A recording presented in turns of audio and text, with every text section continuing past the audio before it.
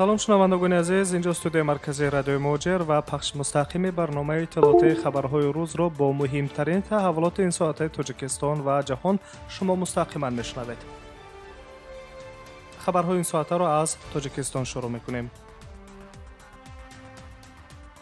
як сокини шаҳри Панҷакенти вилояти Суғд бо номи Иброҳимҷон Юсуфбеков ба раисони палатаҳои болоӣ ва поёнии парлумони Тоҷикистон Рустам Эмомалӣ ва Муҳаммад Тоир Зокирзода ариза дар бораи сабти номзадиаш дар интихоботи президентиро ирсол намудааст.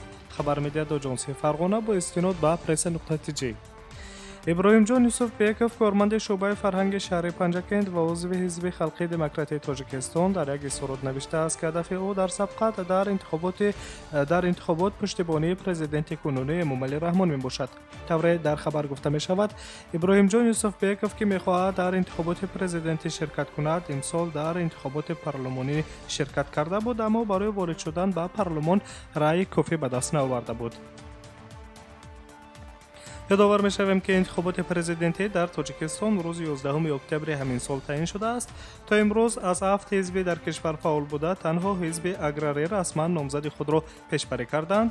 раҳбари ҳизби социалистӣ Абдуҳалим Ғаффорзода низ нияти худро барои номзад шудан дар интихоботи президентӣ эълон карда буд.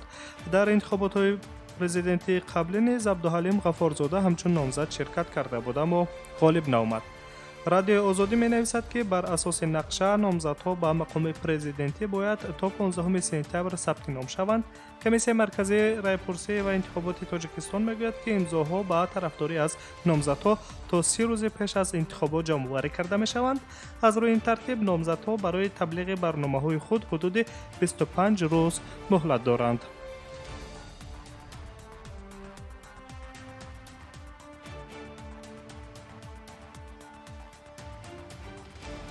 идомаи хабарҳоро шумо мустақиман мешунавед.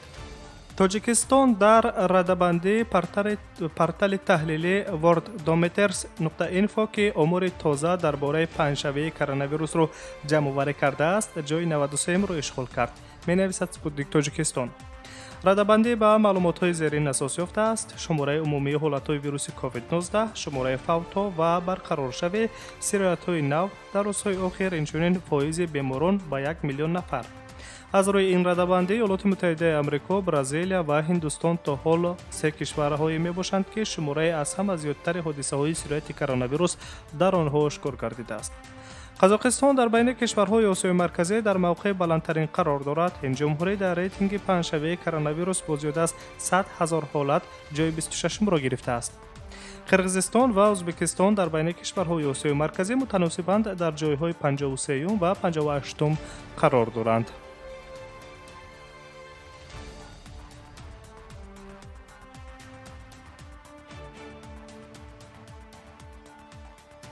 идомаи хабарҳо ва аз Тоҷикистон ба Русия бармегардем. Сафири Беларус дар ҷумҳурии Словакия ёвари собиқи президенти Беларус Игор Лешенин истеъфои худро аз мақомаш эълон кард. дипломат тасмими худро мантиқӣ меҳисобад, зеро вай аз ҷониби президенти кунунӣ Александр Лукашенко ба ин мансаб таъин шудааст, аммо дигар ба сиёсати ӯ розӣ нест. хабар медиҳад портали тут.бай. Игор Лешенко эътирози оммавии зидди натиҷаҳои интихоботро ба таври кушод дастгирӣ кард, ки табқи он Александр Лукашенко бо зиёда аз 80% овозҳо дубора президенти интихоб гардид. аз ҷониби мухолифин чунин мешуморанд, ки натиҷаҳои овоздиҳӣ ба фоидаи раҳбари кунунӣ сохта карда шуда буданд. Сафири Беларус дар Словакия инчунин дар изҳороташ гуфтааст, ки вай аз латукуби эътирозгарон аз ҷониби нерӯҳои амниятӣ ба изтироб омадааст. Игор Лешенко аз раҳбарият ва мақомоти интизомӣ даъват кард, ки иродаи мардумро эҳтиром гузоранд. дар Словакия ман Беларус ва мардуми Беларусро муаррифӣ мекунам, ки мувофиқи конститутсия манбаи ягонаи ҳокимият дар кишвари мо аст, гуфтааст сафири Беларус дар Словакия Игор Лешенин. дар изҳороти истеъфои худ сафири Беларус дар Словакия ба вазорати корҳои хориҷӣ ишора кардааст, ки чунин мешуморад, ки мавқеи шаҳрвандии ҷамъиятии ӯ аз доираи вазифаҳои расмии ӯ берун аст. қарор дар бораи истеъфои сафир аз ҷониби президент Александр Лукашенко қабул карда мешавад.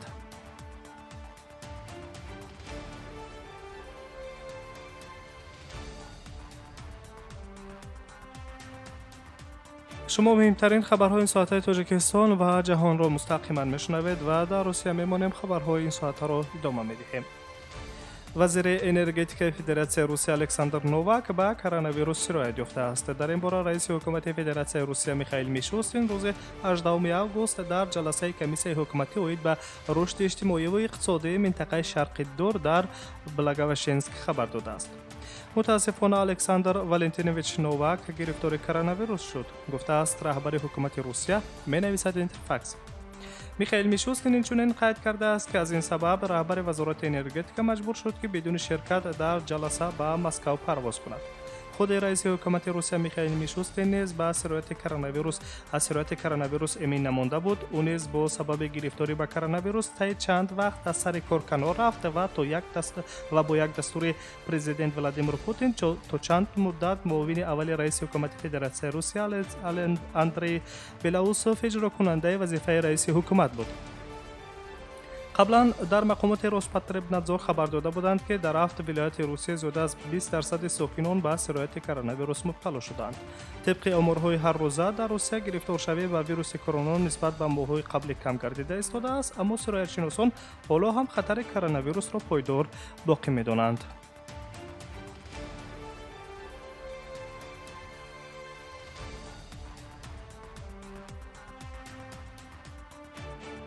ادامه خبرها رو مستقیما میشنوید و از روسیه به ازبکستان میرویم. در ازبکستان به مهاجران مهنتی در حجم تا 10 میلیون سوم تقریبا $1000 قرض‌های کم‌فایز برای خراجات سفر و خراجات وابسته به گرفتن پتنت و سقوط طبی داده می شود.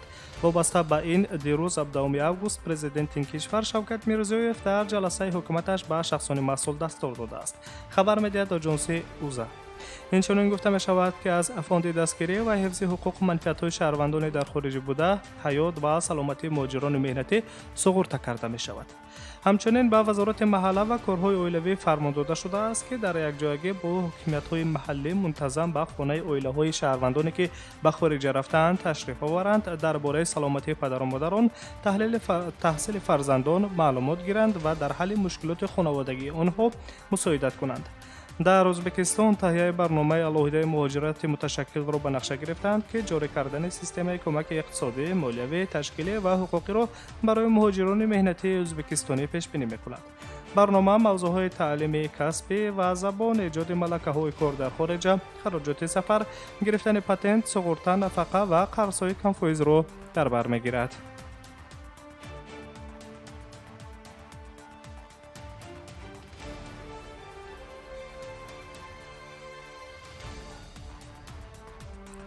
بانک آسیایی اینفراساختوری به ازبکستان $100 میلیون قرض را برای واکنش به مشکلات پیش آمده در نتیجه اپیدمی کووید 19 تصدیق کرد گفته می شود در خبرنامه بانک. این لایحه با مبلغ گذاری مشترک بانک آسیایی رشد و بهتر کردن قابلیت ازبکستان در پیگیری، تشخیص، آزمایش و تبابت گرفتاران ویروس کووید 19 و احتمالیت خروج بیماری‌های آینده نگرانیده شده است. بانک امیدوار است که تمام اهالی ازبکستان از این لایحه منفعت میگیرند، بخصوص آنهایی که علاقه بیمار یا در صف خط اول هستند، علاوه خصوص پیرانساران و بیماران مزمن. مبلغ‌ها برای بهتر کردن قابلیت تشخیص و نظارت کووید 19 در 38 مؤسسه‌های طبی سیستم تندرستی جمهوری ازبکستان صرف کرده می‌شوند. طبق معلومات آخرین وزارت تندرستی جمهوری ازبکستان، شماره عمومی شخصان مبتلای کووید 19 در این کشور به 36000 نفر رسیده است که از اینها 240 نفر فوت کرده، 31580 نفرشان شفا یافتند. حالا 4109 بیمار گرفتار کووید 19 تحت نظارت طبیبان در مؤسسه‌های تندرستی سرتاسر جمهوری ازبکستان قرار دارد. از 15 آگوست مقامات ازبکستان تدریجاً چاره‌های قرنطینه را بر ضد کووید 19 سبک‌تر کردند. از جمله در روز شنبه محدودیت‌ها برای حرکت واسطه‌های نقلیات و منع خط‌سیرهای هوایی و راه آهن بکار کرده شدند که نقلیات جمعیتی نیز به فعالیت پرداخته است.